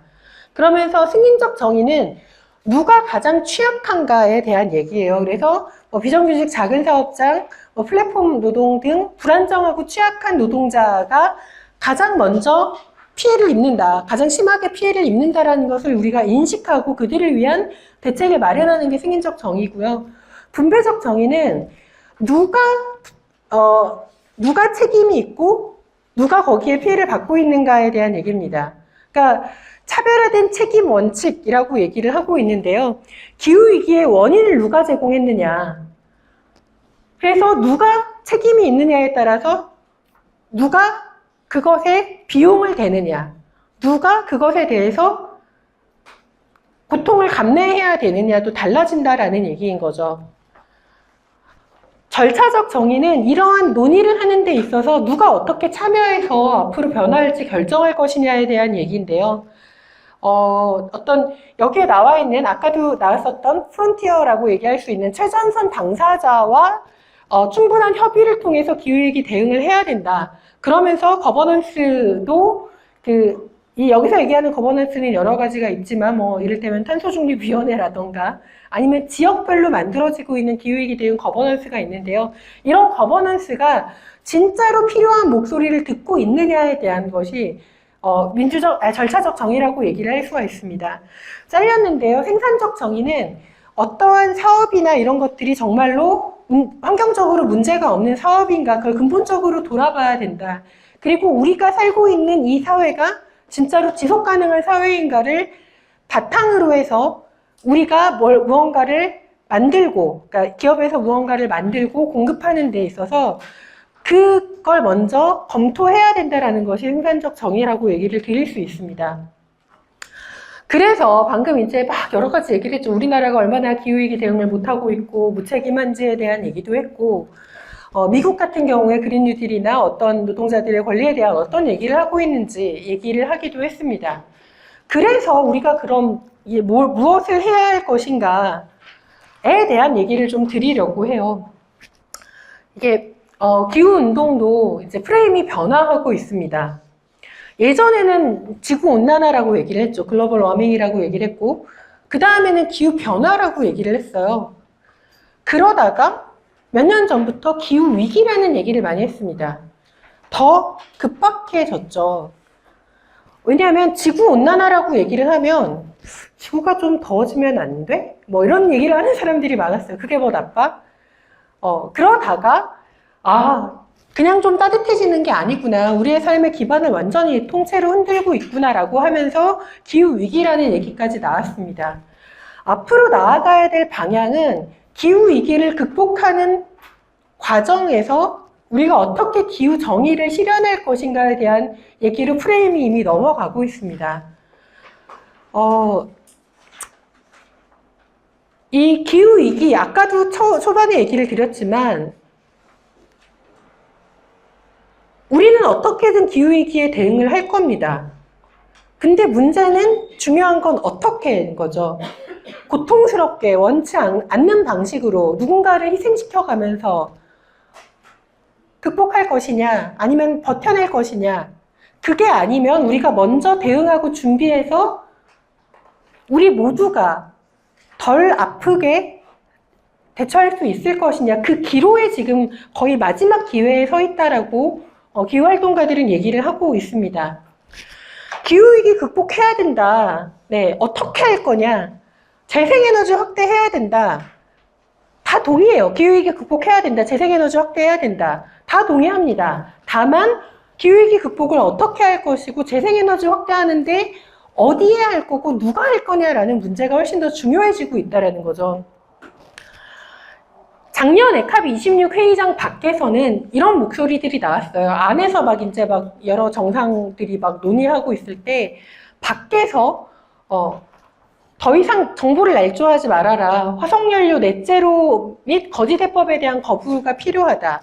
무슨 얘기냐면 여전히 화석연료를 계속 써도 될 것처럼 거기에서 이익을 얻는 사람들은 자꾸 데이터를 만들고 있고, 넷제로 아까 얘기한 것처럼 아직 배출해도 돼. 대신 좀 더 흡수하면 되지. 이런 식으로 얘기하는 거는 가짜다라고 얘기를 하는 거죠. 그래서 결과적으로는 실제 배출 재료가 필요하다. 아예 화석연료를 땅에서 채굴하지 않아야 된다라는 걸로 넘어가고 있어요. 화석연료를 그냥 땅에 놔둬라. 네, 그런 것들이 이제 기후정의 운동의 흐름으로 가고 있습니다. 또 하나, 가짜 해법을 거부하라. 원자력, 극한의 위험을 가중시키는 원자력이라던가 아까 나왔던 이미 배출된 탄소를 다시 캡처할 수 있다라는 환상이나 이런 것들은 다 거짓 해법이다라고 기후정의 운동에서는 얘기를 하고 있습니다. 시스템을 재정비하라. 네, 즉각적인 정의로운 전환의 시작. 더 이상 기다리는 것이 아니라 지금 당장 이를테면 탈석탄 과정에서 해고되는 노동자들부터 구제해야 된다. 그러니까 사실 구제라는 말은 좀 적절하지 않고요. 그들이 직접 나서서 우리가 무엇을 할지, 어떻게 할지를 정하겠다라는 것이 정의로운 전환이다라고 얘기를 하고 있습니다. 뿐만 아니라 전 지구적인 기후 정의가 필요하다. 또다시 누군가를 희생양 삼아서, 원주민을 희생양 삼아서 이 위기를 극복하려고 해선 안 된다라는 거죠. 그래서 남반구에 대한 배상 및 재분배가 필요하다. 결국은 그런 거죠. 야, 니네가 지금의 위기를 초래했으니까 책임도 니네가 져야지. 왜 그 책임을 우리한테 지라고 해? 남반구의 국가들이 이렇게 얘기하고 있습니다. IPCC를 중심으로 해서 원래 기후정의 기금을 모금하기로 했어요. 자율적으로 모금하기로 했습니다. 그러면서 목표액이 있었어요. 택도 없습니다. 부자 나라들은 결코 스스로 그걸 내놓지 않을 겁니다. 그렇기 때문에 국제적으로 압력을 가해서 내놓게 만들어야 된다라는 것이 이 세 번째 내용입니다. 그러면서 이제 작년 캅26 회의장 밖에서 Climate Justice Now의 기후정의, 지금 당장 기후정의라는 구호가 나왔고요. 니네 귓구녕이 막혔냐 이러면서 귀 모양의 이런 피켓을 들기도 했고요. 네, 그러면서 이제 여러 가지 정말 기후정의를 요구하는 코로나 상황임에도 불구하고 이런 물결들이 전 세계에서 지금 벌어지고 있습니다. 그래서 이런 변화를 요구하는 목소리들이 이제 대표되는 게 기후가 아니라 체제를 바꾸자라는 구호로 나타나고 있습니다. 이 존 벨란 포스터라는 유명한 이제 미국의 교수가 이런 얘기를 했어요. 사회적 생태적 생산 관계가 반드시 변화해야 된다라는 인식이 커지고 있다. 근데 좀 어렵게 느껴질 수 있는데 그레타 툰베리가 한 얘기, 쉬운 얘기랑 같은 얘기예요. 지금의 이 시스템 안에서 우리가 해결책을 찾기가 어렵다면 그 시스템 자체를 바꿔야 된다라는 얘기를 하고 있습니다. 사회적 생태적 생산관계, 사회적 생산관계에 대한 얘기는 아마 들어보신 분들이 많을 거예요. 네, 막시즘에 대한 얘기죠, 사실은. 생산수단을 누가 소유하느냐, 노동자가 직접 소유하겠다라는 것이 사회적 생산관계가 변화하는 것이라면 생태적 생산관계라고 얘기를 하는 것은 우리가 이를테면 화석연료를 추출해서 그것을 마음대로 써대면서 지구의 시스템을 망가뜨리고 있는 그 과정을 바꿔야 된다라는 얘기인 거죠. 결과적으로 그러니까 지금 우리나라는 사실은 그런 분위기가 많이 없는데 아까 이송일 감독님 얘기하신 생태사회주의라는 것이 유럽이나 미국이나 이런 국가에서는 굉장히 많이 퍼지고 있습니다. 사실 사회주의 하면 우리나라 못지않게 미국도 굉장히 레드 컴플렉스가 있는 사람들이 많이 있죠. 영국의 보수 정치인이 무슨 얘기를 했냐면 Green is the new red 이런 얘기를 했습니다. 야, 녹색이 빨갱이들이 다시 이제 녹색의 탈을 쓰고 나타나고 있어 막 이런 얘기를 한 거죠. 저는 그게 욕이 아니라 칭찬처럼 들려요. 매우 정확합니다. 왜냐? 이 과거에 우리가 겪었었던 사회주의는 전체주의적인, 권위주의적인 독재사회주의였고 산업사회주의였다면 앞으로 우리가 나아가야 될 사회는 자본주의 이후에 나아갈 사회는 생태적인 사회주의이고 민주적 사회주의다라는 얘기를 하는 사람들이 늘어나고 있는 거죠. 근데 그거에 대해서 미국에서 여론조사를 했더니 20대들이 사회주의를 받아들일 수 있다라는 답변의 비율이 70%가 넘게 나왔어요. 그러니까 우리가 과거에 소련이나 이런 나라들로 겪은 그런 사회주의가 아니라 민주적이면서 생태적인 사회주의가 기후위기를 극복할 수 있는 유일한 시스템이다라고 믿는 사람들이 늘어나고 있다라는 얘기인 거죠. 여기서 얘기하는 사회적 생태적 생산관계가 변화해야 된다라는 얘기는 다른 얘기로 하면 그런 사회로 나아가야 된다라는 얘기를 하는 것과 다름없습니다. 체제 전환을 해야 된다. 근데 어떻게 할 것이냐? 저는 좀 단계가 필요하다고 생각합니다. 그 단계를 저는 이제 드러내고 다시 평가하고 다시 정의하는 과정으로 만들어야 된다, 만들 수 있다라고 생각을 합니다. 근데 뭘 드러내느냐? 지금까지 자본주의 사회에서는 돈이 안 되는, 이윤을 남기지 못하는 노동은 노동으로 취급받지 못했죠. 그러면서 이제 대표적으로 여성의 가사노동, 그림자 노동이라고 얘기를 하는, 왜냐? 돈 받는 노동이 아니기 때문에 노동으로 취급을 받지 못했습니다. 그런 노동들이 많이 있습니다. 여성의 가사노동뿐만 아니라 사회적으로도 이를테면 탄소가 배출되는 것, 폐기물이 배출되는 것을 처리하는 것은 이윤을 남기는 일이 아니기 때문에 그냥 대충 헐값에 노동이 역시 팔려나가고 있었다라는 거죠. 그런 노동을 우리가 마치 없는 것처럼 취급을 하고 있는데 그런 노동을 드러내는 것이 저는 첫 번째 단계라고 생각을 합니다. 이를테면 매년 보시면은 정화조나 맨홀에서 질식사로 돌아가시는 노동자들 생각보다 많아요. 매년 몇 분씩 계십니다. 그분들 치사율이 50%가 넘어요. 다른 산재 보시면 치사율이 보통 10% 뭐 이 정도거든요. 이런 산재는 치사율이, 그러니까 정화조나 맨홀이나 이렇게 질식이 되면 정말로 절반 이상이 돌아가십니다. 그런데 우리는 그냥 화장실에 가서 볼일 보고 이렇게 변기 물 내리면 그게 다 끝이라고 생각하지만 그걸 치우는 노동이 있고 그걸 치우는 노동은 굉장히 이윤을 남기는 그런 노동이 아니기 때문에 굉장히 헐값에 대충 팔려나가고 있습니다. 그런 노동에 더 많은 자원과 이 사회가 투자를 해야 된다는 거죠. 재생경제라고 얘기하는 것도 마찬가지입니다. 물건을 생산하고 소비하는 데 관여된 노동은 굉장히 돈을 많이 벌지만 다시 재활용하는 노동, 이런 것들은 정말로 또 여전히 헐값에 팔려 나가고 있습니다. 보시면은, 이 협착사고, 스티로폼 재활용하거나 이런 과정에서 협착사고로 돌아가시는 분들도 많고, 이런 폐지 줍는 노인들, 사실 이 노동이 얼마나 실제 사회에서 중요한 노동이지만 이 노동은 이윤을 창출하는 노동이 아니기 때문에 굉장히 또 헐값에 취급이 되고 있습니다. 이런 노동들을 우리가 어떠한 방식으로 드러낼 것인가가 굉장히 중요한 문제가 될 것 같고요. 김용균 동지 때문에 세상에 드러난 노동도 있죠. 사실 서울에 사는 사람 누가 내가 쓰는 전기를 생산하기 위해서 누군가 이런 노동을 해왔을 거라고 상상을 했을까요? 그렇게 김용균 동지가 돌아가시지 않았으면 몰랐을 겁니다. 근데 그런 방식으로밖에 드러날 수 없다는 게 굉장히 슬픈 일이죠.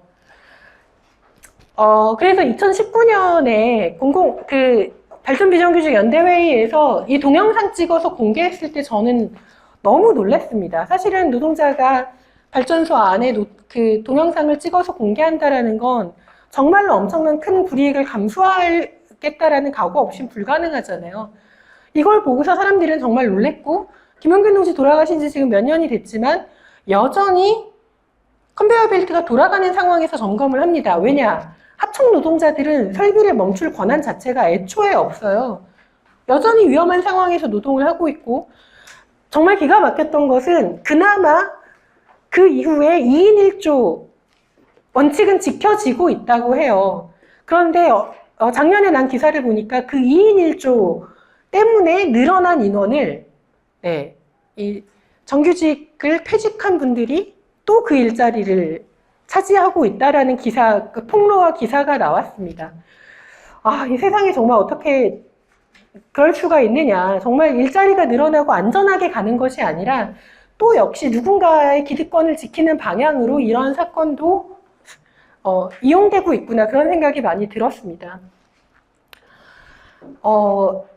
인간뿐만 아니라 그리고 인간도 다른 방식으로도 희생이 되고 있습니다. 저한테 사람들이 그런 질문 많이 해요. 환경운동 오래 했으니까 혹시 채식하세요? 물어보면 저는 저 사실 고기 좋아합니다 라고 얘기를 합니다. 채식을 하지 않는데 사실 그러면서도 마음에 되게 이제 여러 가지 고민들이 있어요.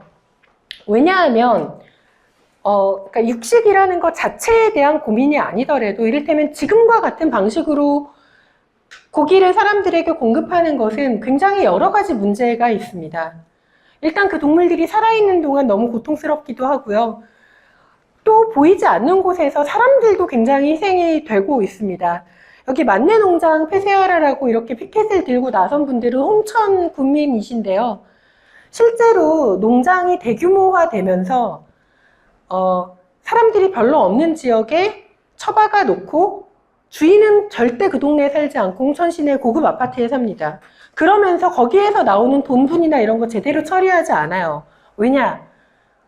생산 단가를 낮춰야 되기 때문에 제대로 폐기물을 처리하면 단가가 높아질 수밖에 없고 경쟁력이 낮아지기 때문에 비용을 최소화하는 방향으로 사람들과 동물들을 다 이렇게 고통에 몰아넣는 방식으로 고기가 생산이 되고 있습니다. 이 옆에 나와 있는 이거는 모돈이에요. 새끼 낳는 돼지.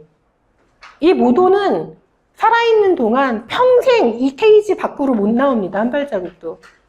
이렇게 꽁꽁 갇혀진 상태에서 계속 새끼만 낳다가 죽어요. 우리가 이런 방식으로 고기를 얻는 것이 과연 바람직한가에 대한, 육식 자체에 대한 얘기가 아니더라도 저는 우리가 성찰을 해야 된다라고 생각을 합니다. 그래서 저는 이제 다시 평가하는 과정이 필요하다라고 얘기를 드리고 싶은데요. 평가의 기준이 바뀌어야 된다. 지금까지 평가의 기준은 이윤이 기준이었죠. 이렇게 물건을 만들어서 팔면 얼마나 이윤이 남는가.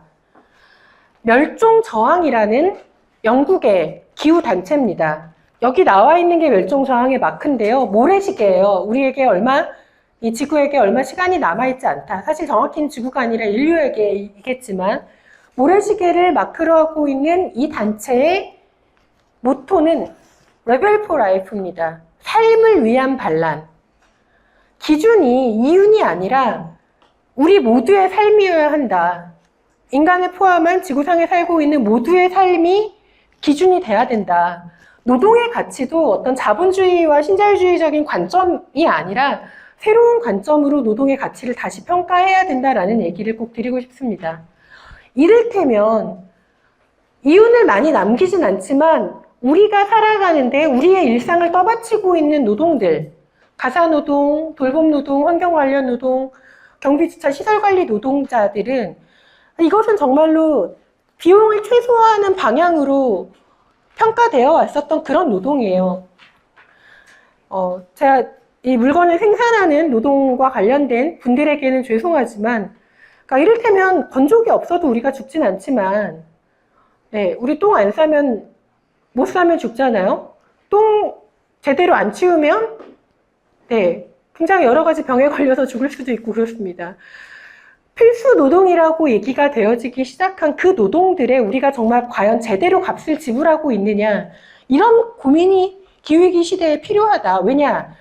우리는 탄소 배출량을 줄이기 위해서라도 우리 경제 규모에 대한 고민을 해야 되고, 그랬을 때 우리가 모든 걸 다 누릴 수 없다면 우리에게 꼭 필요한 건 무엇이고 좀 덜 필요한 건 무엇인가 구분을 해야 되는 그런 시기가 왔다는 거죠.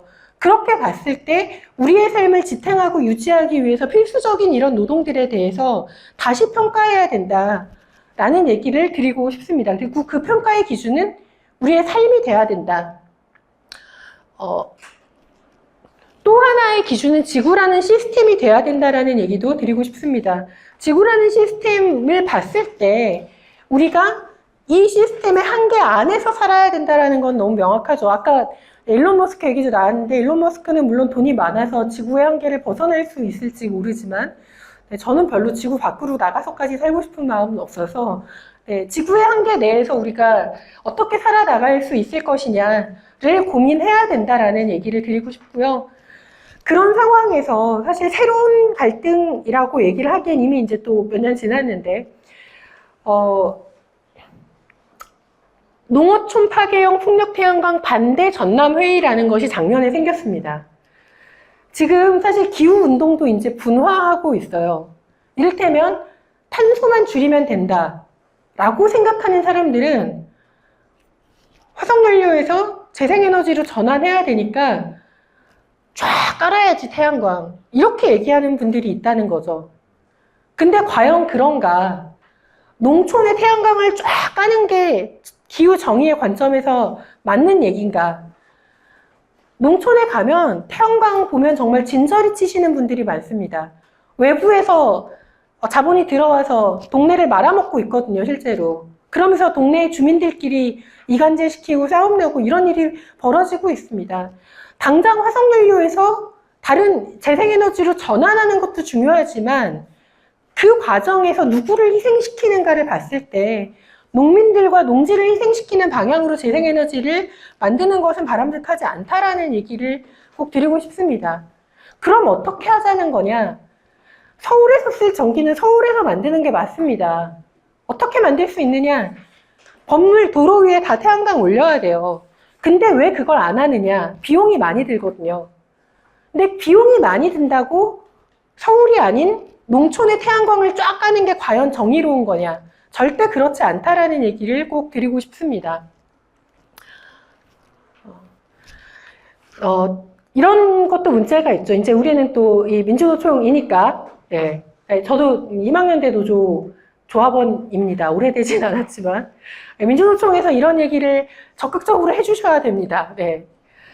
이 얘기, 에너지 전환을 위해선 에너지 민주주의가 필요하다고 봅니다. 에너지 민주주의는 시장에 누구나 자유롭게 참여해서 주체가 되는 것이죠.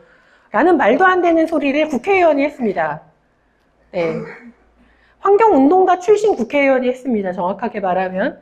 위성정당으로 비례로 국회의원이 되신 분이 이런 얘기를 하면서 에너지 민주주의는 시장에 누구나 자유롭게 참여해서 주체가 되는 거다. 그러니까 누구든 태양광으로 발전해서 전기를 팔 수 있는 게 에너지 민주주의다라는 얘기를 하는 거죠. 실제로 우리가 싸워야 되는 저는 가장 중요한 대상이라고 생각을 합니다. 마치 자유로운 시장이라는 게 존재하는 것처럼 그 시장에 맡겨놓으면 다 될 것처럼 얘기하는 에너지 전환 운자들은 사실은 기후위기, 기후정의운동이 싸워야 되는 가장 무서운 적일 수도 있다는 생각을 해요. 왜냐? 기후위기 극복하려면 태양광 풍력 발전해야 되잖아요. 그러려면은 저렇게 되는 게 맞는 게 아닌가요? 라는 얘기를 많은 환경활동가들이 실제로 하고 있어요. 그러면서 공공의 적이 이제 뭐 한전이나 이런 대상으로 해서 이런 얘기들이 많이 나오고 있습니다. 그렇다면 재생에너지, 지금까지는 화석연료냐 아니면 재생에너지냐만 중요한 기준이었어요. 어떻게 에너지를 만드는가. 앞으로는 어디서 에너지를 생산하는가, 수요처와 공급처가 어디인가라는 것뿐만 아니라 누가 건설하고 운영하는가, 에너지 공공성과 민주성과 생태성, 이 세 가지 모두를 충족하는 방향으로 에너지 전환이 이루어지지 않으면 분명히 문제가 생길 수밖에 없다라는 얘기를 꼭 하고 싶습니다. 왜냐? 정말로 민간이 대기업 자본이 들어와서 건설을 해버리면 결국은 누군가는 피해를 입는, 정말 비싼 전기를 이 필수적으로 공급받지 못하는 사람이 생길 수도 있고요. 어디에서 생산하는가? 아까 같이 농촌이 희생될 수 있습니다. 당연히 재생에너지로 가야 된다는 걸 전제로 했을 때 생태적이면서 동시에 공공적이면서 민주적인 에너지를 어떤 방식으로 우리가 전환할 수 있을 것인가가 기후위기의 극복의 가장 중요한 과제라고 얘기를 드릴 수 있습니다. 또 하나 꼭 여기 이제 이 영화 아시는 분 많이 계시죠? 찰리 채플린 나왔던 모던 타임즈라는 영화입니다. 지금 노동은 상품인가요? 아닌가요? 네, 지금의 사회에서 노동은 상품입니다. 네. 시간당 얼마짜리죠? 네, 시간당 최소한 얼마 이상은 줘야 된다라고 하고 팔리는 그런 상품으로 취급되는 사회라고 생각을 합니다. 제가 이 얘기를 드리는 이유는 아까 얘기했었던 발전 비정규직 노동자들처럼 분명히 내가 이걸 관리할 책임을 가지고 있는데 책임만 있고 이 설비를 껐다 켰다 할 수 있는 권한은 없고 책임만 있는 노동을 하게 되는 이유가 노동이 상품화되었고 상품처럼 취급되고 있기 때문이라고 생각을 합니다. 칼 플란이라는 사람이 원래 상품이 되면 안 되는데 지금의 사회에서 상품화가 된 게 세 가지가 있다라고 얘기를 했습니다. 하나가 노동 혹은 사람 그 자체고요. 하나가 토지, 또 하나가 화폐 그 자체를 얘기를 합니다. 이 세 가지는 원래 상품이 되면 안 되는데 지금의 사회에서 상품화가 되어서 지금의 많은 문제들이 생겨나고 있다라는 얘기를 합니다. 저는 칼플라니의 전체를 다 동의하는 것은 아닐지라도 어쨌든 이런 얘기들, 우리가 아까 정의로운 전환 얘기하면서 얘기 드린 것처럼 나는 그냥 노동을 팔아서 생계를 유지하는 사람일 뿐만 아니라 그런 존재가 아니라 지금의 우리 사회가 앞으로 어떤 방향으로 나아가는지 청사진을 그릴 수 있는 시민의 한 명이다, 주체다라고 얘기하기 위해서는 노동이라는 것에 대해서 다시 고민해야 될 필요가 있다라고 생각을 합니다. 마지막인데요. 아까 제가 석탄화력발전소 얘기했었죠. 문재인 후보 시절에 공약을 걸었습니다. 공정률이 10%가 안 되는 석탄화력발전소는 허가를 취소하겠다라고 공약을 걸었어요. 그 공약을 얘기했더니 갑자기 그 다음날부터 짓고 있던 석탄화력발전소 공정률이 막 올라갑니다. 0%였던 게 막 10%, 20% 막 올라갑니다. 결과적으로 문재인 정부는 단 한 개의 석탄화력발전소도 허가를 취소하지 못했어요. 물론 하나는 석탄이 아니라 다른 걸로 전환하긴 했지만 나머지 다 짓고 있습니다. 그것과 전혀 반대의 행보를 보여준 게 바이든 대통령이었어요. 바이든, 아까 얘기했었던 송유관, 이송일 감독님이 얘기하셨던 송유관 건설 반대 사업 있었던 그 지역이 이제 키스톤 파이프라인 건설 지역이었는데요. 딱 취임 첫날 상징적인 의미로 허가 취소를 했습니다. 그러면 문재인 대통령이 석탄화력발전소 허가 취소를 못한 거는 그만한 이유가 있고 바이든은 그럴 이유가 없어서 할 수 있었느냐? 전혀 그렇지 않습니다.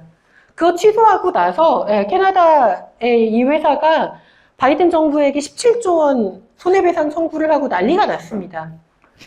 문재인 대통령은 못했지만 바이든은 그럼에도 불구하고 이런 일이 벌어질 걸 알고서도 한 거죠. 왜냐?